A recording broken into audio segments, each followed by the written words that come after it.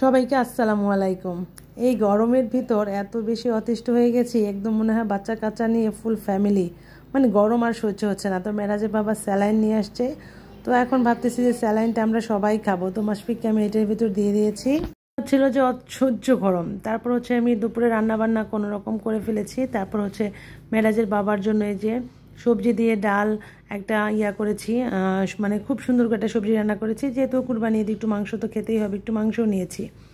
তারপর হচ্ছে এই তো আমার বাসায় মেহমান চলে এসেছে, আমার ছোট বোন এসেছে ঢাকায় থেকে। আর হচ্ছে যে আন্টিদের তো পেয়ে ভীষণ খুশি বাচ্চারা। আসলে দেখা যায় কি যে আন্টিদের মতো মা আর খালা যেরকম একটা কথা আছে না, সেম, মানে এত বেশি আদর করে, মনে হয় মাঝে মাঝে যে আমার থেকেও বেশি ওর আন্টিরা মানে ওদেরকে আদর করে। তো অনেক কিছু নিয়ে এসেছে, সেগুলো মাসফিক আমাকে বলতেছিল যেগুলো খুলে দাও। খুব কম কম মানে ছুটি পায় না, তো যখন ছুটি পায় তখন চট করে এসে বাচ্চাদেরকে শুধু দেখে যায়। তারপর হচ্ছে যে এই যে অনেক কিছু নিয়ে এসেছে। আসলে এই গরমের ভিতরে মনে হয় ঠান্ডা কিছু যেটা দেখলেই মানে স্বস্তি লেগে যায়, যে ঠান্ডা ড্রিঙ্কস এরকম। তারপর হচ্ছে যে আমি আমার বোনের জন্য খাবার দিতেছিলাম। আমার বোনের হচ্ছে যে মুড়ি দিয়ে মাংস খেতে খুব বেশি পছন্দ করে। হচ্ছে মাংসটা আমি গ্রামের বাসা থেকে একদম মাটির চুলায় খুব সুন্দর করে মাংসটা রান্না করে নিয়ে এসেছি, কারণ ঈদের মাংস তো গ্যাসের চুলায় রান্না করে খেলে একদমই ভালো লাগবে না। তো সেই জন্য ওর জন্য আমি গ্রামে থেকে সুন্দর করে রান্না করে নিয়ে এসেছি। মুড়িটাও গ্রাম থেকে ভেজে আনা হয়েছে। দিয়েছি হচ্ছে রুটি পিঠা বানানোর জন্য এই চালের গুঁড়িগুলো গ্রামে থেকে নিয়ে এসেছিলাম। তো সুন্দর করে আমি এটাকে মিক্স করে দিয়েছি। তো ঝটপট বলেছি এখন শুধু বানিয়ে ফেলার জন্য। আর হচ্ছে এদিকে হচ্ছে বানাবে আর আমি হচ্ছে ভাজবো। তো এই একদিক দিয়ে বানানো হচ্ছে, আরেক দিক দিয়ে হচ্ছে ভাজা হচ্ছে।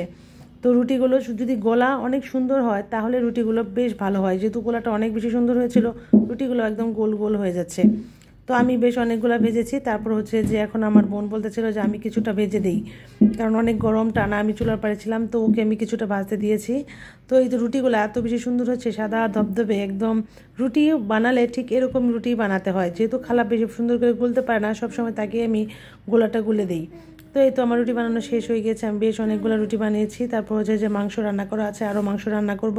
বেশি গরম যে একটানা রান্নাঘরে থাকা যায় না, সেই জন্য একটু জিরিয়ে জিরিয়ে রান্না করতে যাই আমি। তারপর হচ্ছে এই যে শুক্রবার ছিল, বাচ্চারা ওর বাবা মসজিদে গিয়েছিল, তো মসজিদ থেকে জিলাপি দিয়েছে। তো জিলাপি মানে এত বেশি গরম, আর হচ্ছে যে সোফা তো এইভাবেই মাসফিক সবসময় রাখে, এখানে শুয়ে শুয়ে এসে জিলাপি খাচ্ছে। সেই তো খাওয়া দাওয়া শেষ করে অনেকক্ষণ রেস্ট করে তারপর হচ্ছে যে আমরা বাইরে বের হয়েছিলাম, আর মাসফিককে ওর বাবার কাছে রেখে গিয়েছি। আসলে রাতের বেলা ঘুরতে ভালোই লাগে, খারাপ লাগে না।